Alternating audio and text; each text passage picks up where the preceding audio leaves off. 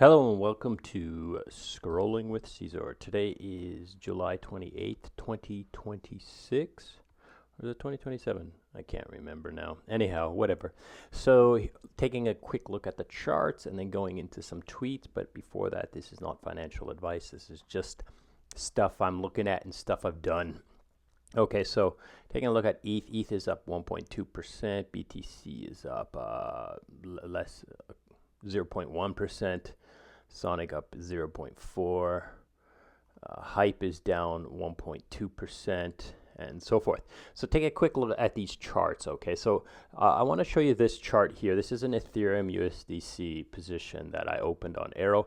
I actually opened it down here. I bought ETH with USDC down here, and I supplied it as liquidity through this range and then through this range up here. And of course, do I think ETH is going to go out the top and past all-time high? I do. Of course I do. But during this time, I bought low. I used this powder to buy the bottom. And now I'm almost completely taken profit out of this back into stablecoins, which is kind of what I wanted, right? I just wanted to make some ETH to do a small bet on Ethereum. And all this time I was earning Arrow tokens that I can put to work or sell as a to increase the value I got.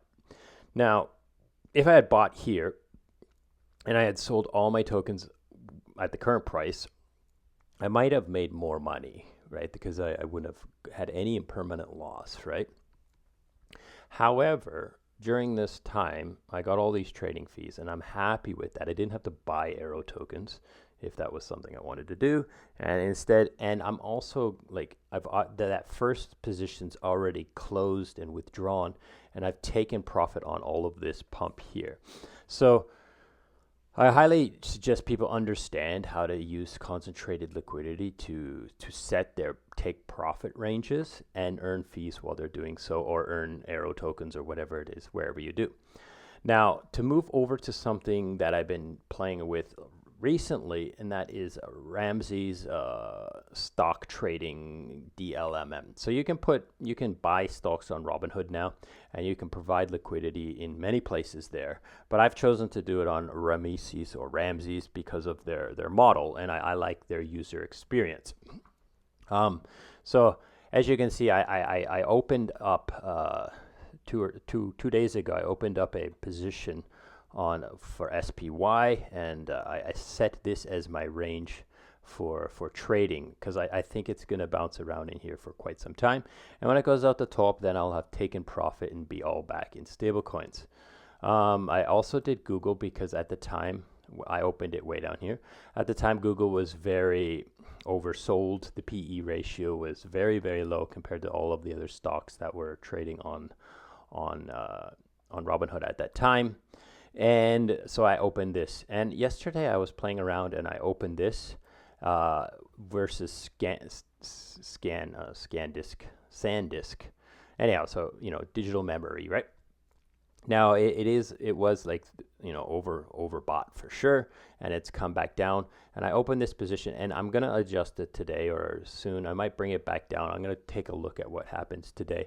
It might go down more, and if it does go down more, then I kind of just have to wait it out. Otherwise, I take a loss. I might just exit here and be done with this and go back to something that's not quite so risky of coming down.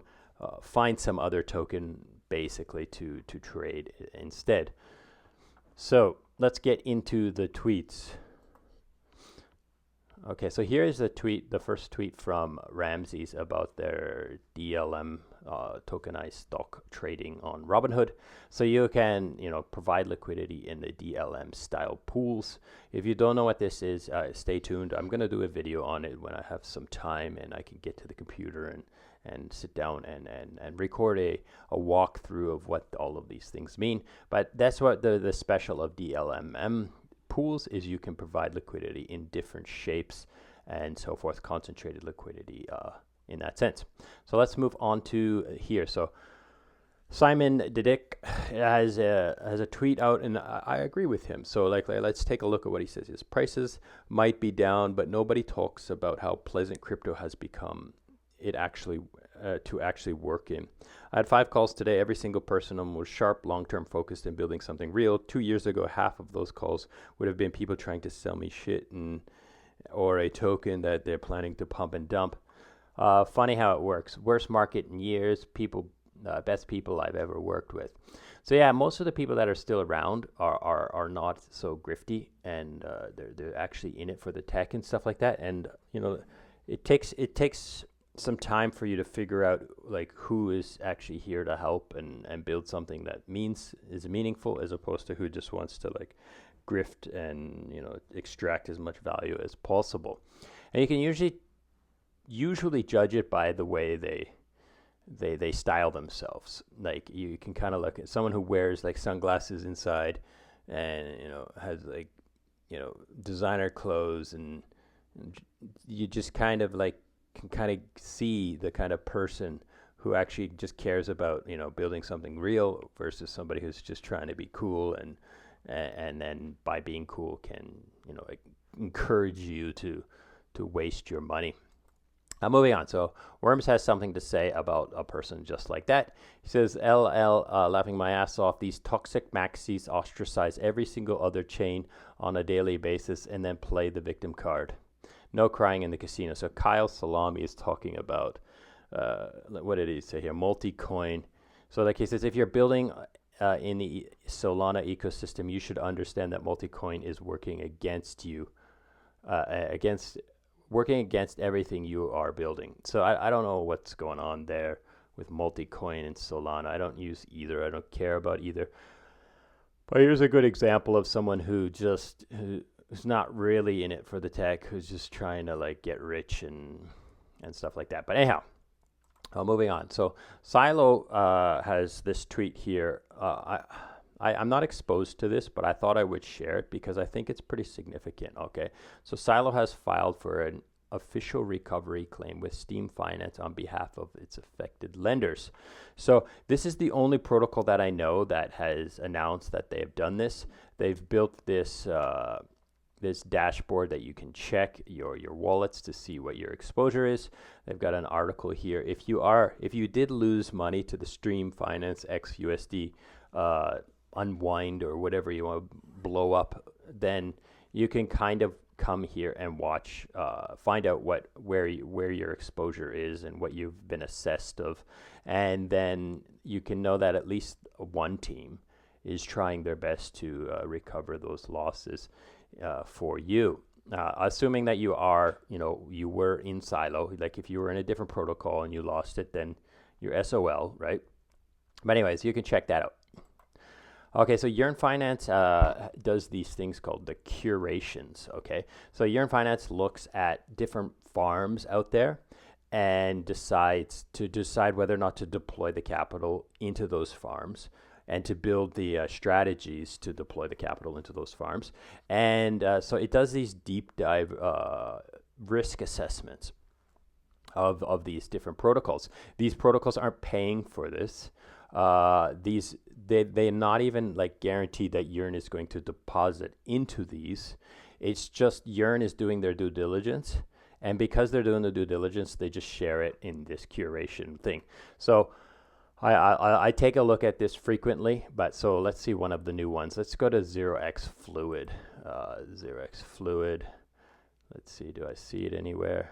It's got a new logo, right? Yeah, where is it?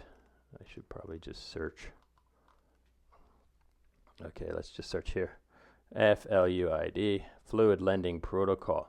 So if you can go through this, I don't want to go through every little thing here, but you can kind of read through it. It's very in-depth assessment. Of course, you don't want to read through all this, but it goes to show the diligence of it.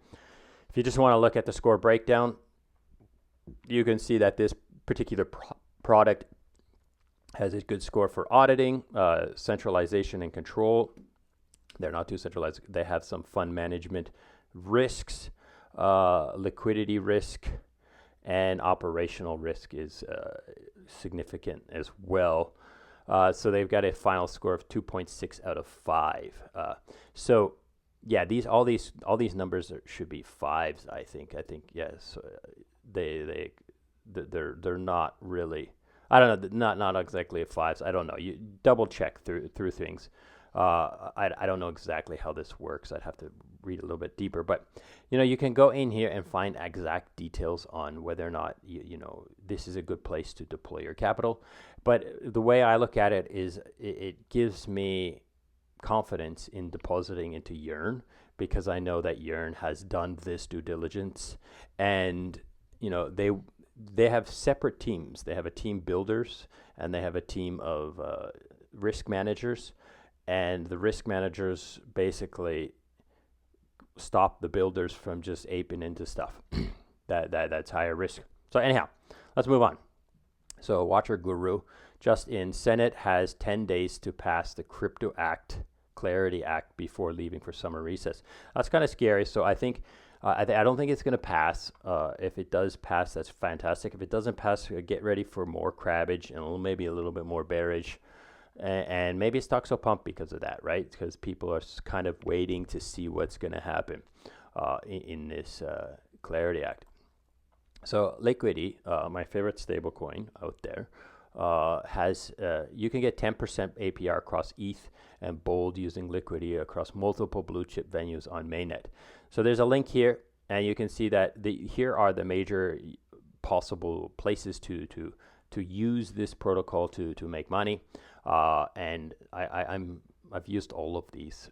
Currently, I'm not using K3S Bold because why? I'm already using Yearn Bold, so why Bold? So you don't need both of them. They're very similar, right? As you can see, stability pool, interest, liquidation, profits, auto compounding. They're exactly the same thing. They're just run by two different teams, right?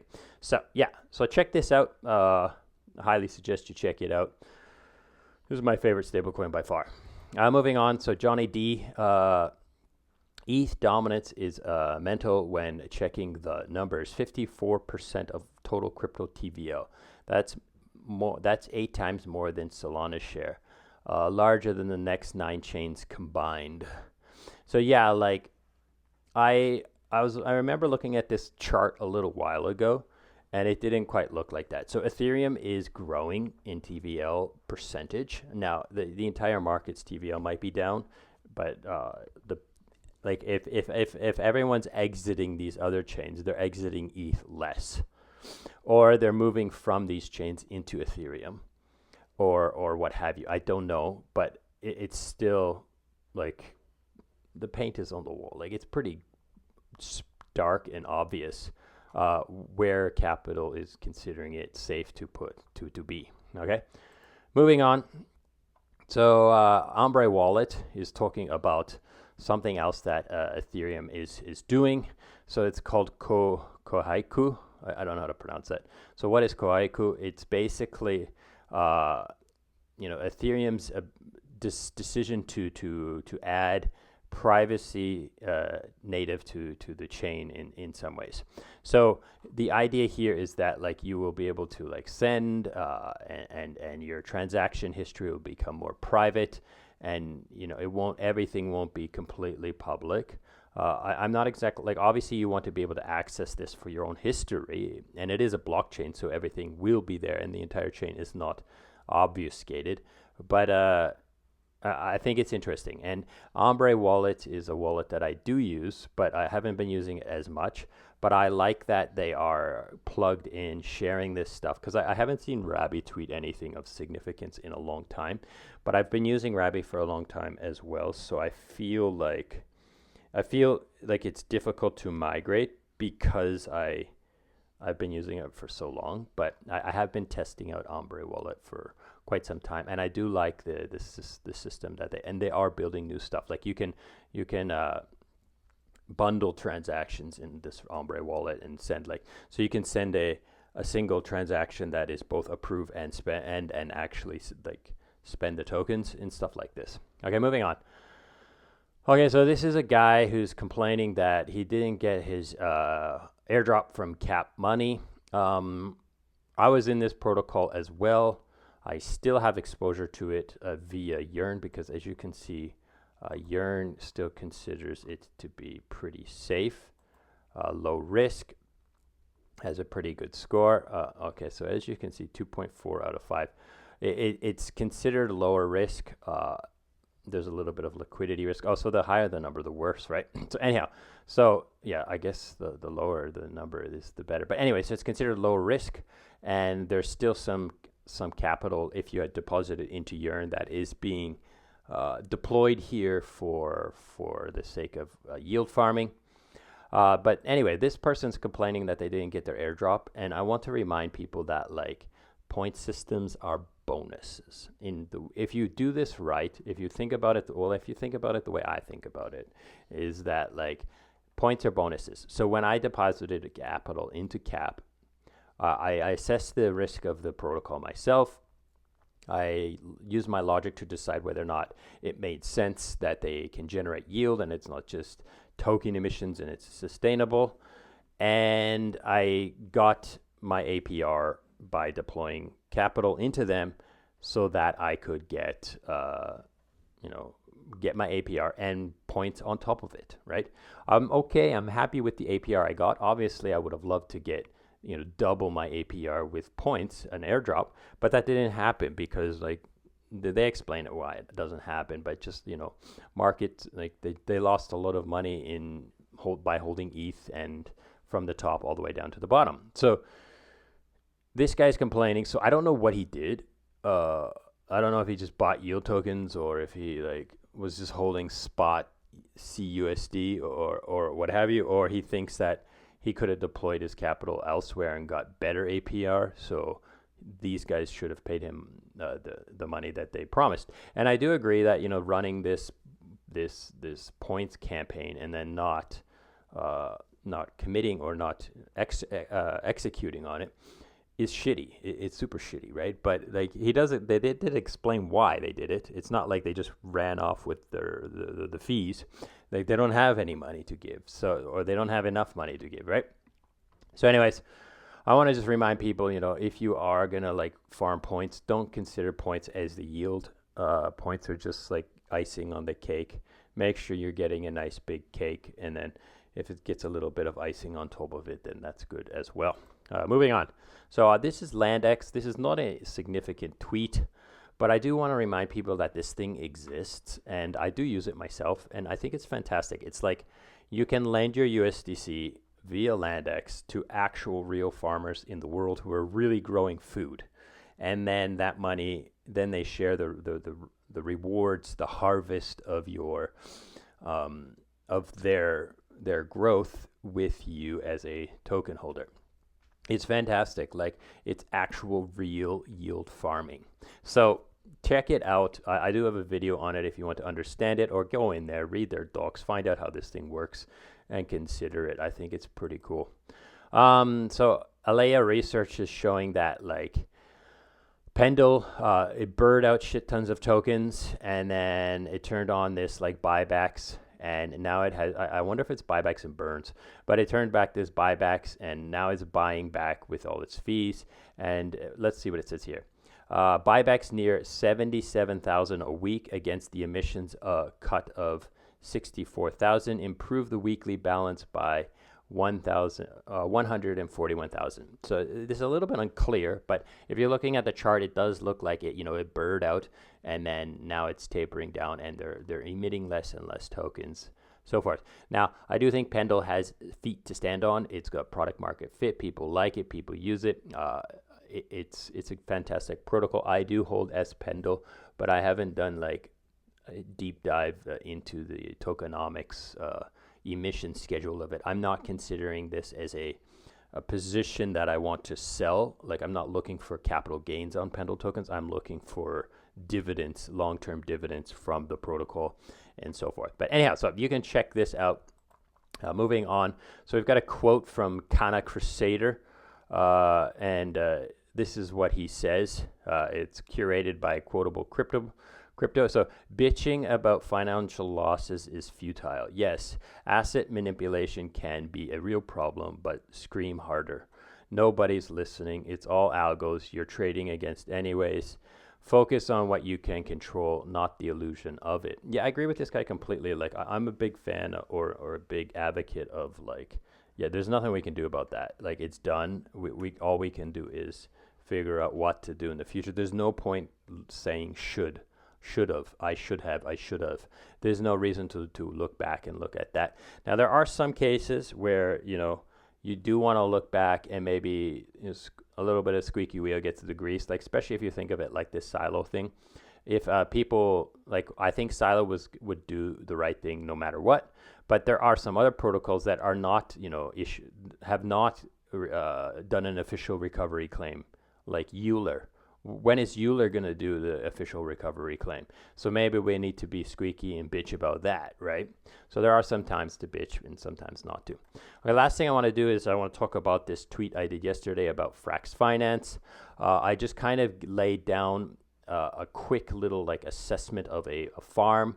There's this farm here where you can get 15% APR from staked out, and I kind of went through and kind of jumped through a few things to talk about what I would look at and how I would assess whether or not I want to join this position. So FRXUSD is good. MUSD on the other side of the pair. Oh, this I need to look, right? I don't know this very well. So I went and started looking at a few key things. The collateralization, over collateralized, good, backed by these tokens here. There's a lot of them and they're on different chains, good. Curve, good, obviously good. Staked out, obviously good. But if we look at Pharaoh's Watch, we see some flags, and you need to look at things. Don't just like go, oh, these guys are tweeting about this. It's 15% APR. Let's get in there. No, you do a little bit of research. The tools are out there. It's very easy now. It's much easier than it was 4 years ago to assess this stuff. Like AI can even audit the smart contracts if you want. But anyhow, that's it for today. I hope this has been useful and interesting. Thank you so much for listening, and goodbye.